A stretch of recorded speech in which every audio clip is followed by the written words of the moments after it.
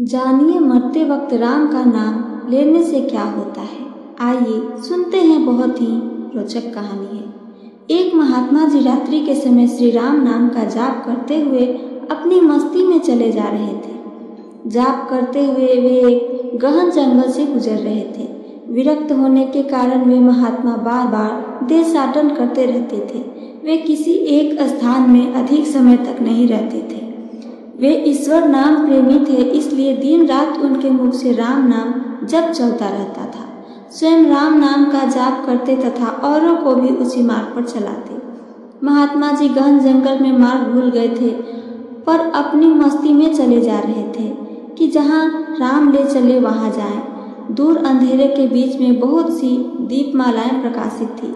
महात्मा जी उसी दिशा की ओर चलने लगे। निकट पहुंचते ही देखा कि वट वृक्ष के पास अनेक प्रकार के वाद्य यंत्र बज रहे हैं। नाच गान और शराब की महफिल जमी है। कई स्त्री पुरुष साथ में नाचते कूदते हंसते तथा औरों को हंसा रहे हैं। उन्हें महसूस हुआ कि वे मनुष्य नहीं प्रेतात्मा हैं। महात्मा जी को देखकर एक प्रेत ने उनका हाथ पकड़कर कहा, ओ मनुष्य, हमारे राजा तुझे बुलाते हैं, चल। वे मस्त भाव से राजा के पास गए, जो सिंहासन पर बैठा था। वहां राजा के इर्द गिर्द कुछ प्रेत खड़े थे। प्रेतराज ने कहा, तुम इस ओर क्यों आए? हमारी मंडली आज मदमस्त हुई है। इस बात का तुमने विचार नहीं किया? तुम्हें मौत का डर नहीं है? अट्टहास करते हुए महात्मा जी बोले, मौत का डर? और मुझे? राजन, जिसे जीने का मोह हो उसे मौत का डर होता है। हम साधु लोग तो मौत को आनंद का विषय मानते हैं। यह तो देह परिवर्तन है, जो प्रारब्ध कर्म के बिना किसी से हो ही नहीं सकता। प्रेतराज, तुम जानते हो हम कौन हैं? महात्मा जी, मैं अनुमान करता हूँ कि आप प्रेतात्मा हो। प्रेतराज, तुम जानते हो लोग समाज हमारे नाम से कांपते हैं। महात्मा जी, प्रेतराज, मुझे मनुष्य में गिनने की गलती मत करना। हम जिंदा दिखते हुए भी जीने की इच्छा से रहित हैं, मृत तुल्य हैं। यदि जिंदा मानो तो भी आप हमें मार नहीं सकते। जीवन मरण कर्माधीन है। मैं एक प्रश्न पूछ सकता हूँ? महात्मा जी की निर्भयता देखकर प्रेतों के राजा को आश्चर्य हुआ कि प्रेत का नाम सुनते ही मर जाने वाले मनुष्य में एक इतनी निर्भयता की बात कर रहा है। सचमुच ऐसे मनुष्य के बात करने में कोई हर्ज नहीं है। प्रेतराज बोला, पूछो, क्या प्रश्न है? महात्मा जी, प्रेतराज, आज यहाँ आनंद महोत्सव क्यों मनाया जा रहा है? प्रेतराज, मेरी एकलौती कन्या योग्य पति न मिलने के कारण अब तक कुंवारी है, लेकिन अब योग्य जमाई मिलने की संभावना है। कल उसकी शादी है, इसलिए यह उत्सव मनाया जा रहा है। महात्मा जी हंसते हुए, तुम्हारा जमाई कहाँ है? मैं उसे देखना चाहता हूँ। प्रेतराज, जीने की इच्छा के मोह के त्याग करने वाले महात्मा, अभी तो वह हमारे पद यानी प्रेत योनि को प्राप्त नहीं हुआ है। वह इस जंगल के किनारे एक गांव के श्रीमंत यानी धनवान का पुत्र है। महादुराचारी होने के कारण वह इस समय भयानक रोग से पीड़ित है। कल संध्या के पहले उसकी मौत होगी, फिर उसकी शादी मेरी कन्या से होगी। इसलिए रात भर गीत नृत्य और मदपान करके हम आनंदोत्सव मनाएंगे। महात्मा जी वहां से विदा होकर श्री राम नाम का जाप करते हुए जंगल के किनारे के गांव में पहुंचे। उस समय सुबह हो चुकी थी। एक ग्रामीण से महात्मा ने पूछा, इस गांव में कोई श्रीमान का बेटा बीमार है? ग्रामीण, हाँ महाराज, नौसला सेठ का बेटा सांकल चंद 1 वर्ष से रोगग्रस्त है। बहुत उपचार किए पर उसका रोग ठीक नहीं होता है। महात्मा जी नौलसा सेठ के घर पहुंचे। सांकल चंद की हालत गंभीर है। अंतिम घड़ियां थी, फिर भी महात्मा जी को देखकर माता पिता को आशा की किरण दिखी। उन्होंने महात्मा का स्वागत किया।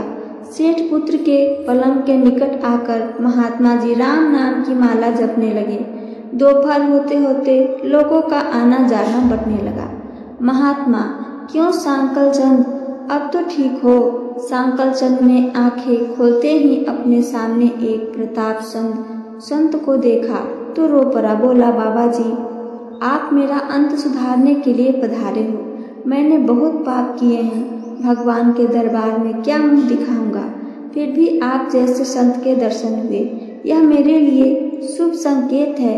इतना बोलते ही उसकी सांस फूलने लगी, यह खांसने लगा।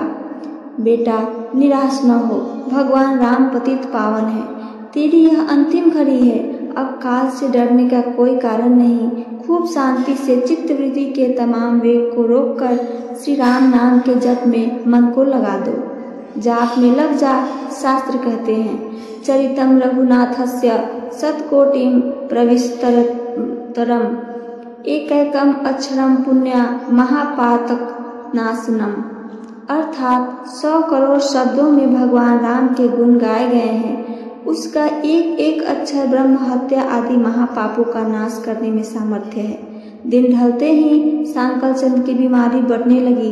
वैद्य हकीम बुलाए गए, हीरा भस्म आदि कीमती औषधियाँ दी गईं, किंतु अंतिम समय आ गया यह जानकर महात्मा जी ने थोड़ा नीचे झुककर उसके कान में राम नाम लेने की याद दिलाई। राम बोलते ही उसके प्राण पखेरु उड़ गए। लोगों ने रोना शुरू कर दिया। शमशान यात्रा की तैयारियां होने लगी। मौका पाकर महात्मा जी वहां से चले गए। नदी तट पर आकर स्नान करके नाम स्मरण करते हुए वहां से रवाना हुए। शाम ढल चुकी थी। फिर वे मध्य रात्रि के समय जंगल में उसी वट वृक्ष के पास पहुंचे। प्रेत समाज उपस्थित था। प्रेतराज सिंहासन पर हताश होकर बैठे थे। आज गीत नृत्य हास्य कुछ न था। चारों ओर करुण आक्रंद हो रहा था। सब प्रेत रो रहे थे। महात्मा ने पूछा, प्रेतराज, कल तो यहाँ आनंदोत्सव था, आज शोक समुद्र लहर है, क्या कुछ अहित हुआ है? प्रेतराज, हाँ भाई, इसलिए तो रो रहे हैं। हमारा सत्यानाश हो गया है। मेरी बेटी की आज शादी होने वाली थी, अब यह कुंवारी रह जाएगी। महात्मा, प्रेतराज, तुम्हारा जमाई तो आज मर गया है, फिर तुम्हारी बेटी कुंवारी क्यों रही? प्रेतराज ने चीट कर कहा, तेरे पाप से मैं ही मूर्ख हूँ कि मैंने कल तुझे सब बता दिया। तूने हमारा सत्यानाश कर दिया। महात्मा ने नम्र भाव से कहा, मैंने आपका अहित किया यह मुझे समझ में नहीं आता। क्षमा करना, मुझे मेरी भूल बताओगे तो मैं दोबारा नहीं करूँगा। प्रेतराज ने जलते हृदय से कहा, यहाँ से जाकर तूने मरने वाले को राम नाम स्मरण का मार्ग बताया और अंत समय भी राम नाम कहलवाया। इससे उसका उद्धार हो गया और मेरी बेटी कुंवारी रह गई। महात्मा जी, क्या केवल एक बार राम जाप लेने से वह प्रेत योनि से छूट गया? आप सच कहते हो? प्रेतराज, हाँ भाई, जो मनुष्य राम नाम जप करता है वह राम नाम जप के प्रताप से कभी हमारी योनि को प्राप्त नहीं होता। भगवान नाम जप में नर को द्वारिणी शक्ति है। प्रेत के द्वारा राम नाम का यह प्रताप सुनकर महात्मा जी प्रेमाश्रु बहाते हुए भाव समाधि में लीन हो गए। उनकी आंखें खुली तब वहां प्रेत समाज नहीं था। बाल सूर्य की सुनहरी किरणें वट वृक्ष को शोभायमान कर रही थी। तो ये थी मेरी आज की कहानी। मेरी कहानी आप सबको पसंद आई हो तो चैनल को सब्सक्राइब करके वीडियो को लाइक करना ना भूलें। साथ साथ अपना एक कमेंट करके हमें ज़रूर बताइए। सुनने के लिए धन्यवाद। जय श्री कृष्णा, राधे राधे, जय श्री राम।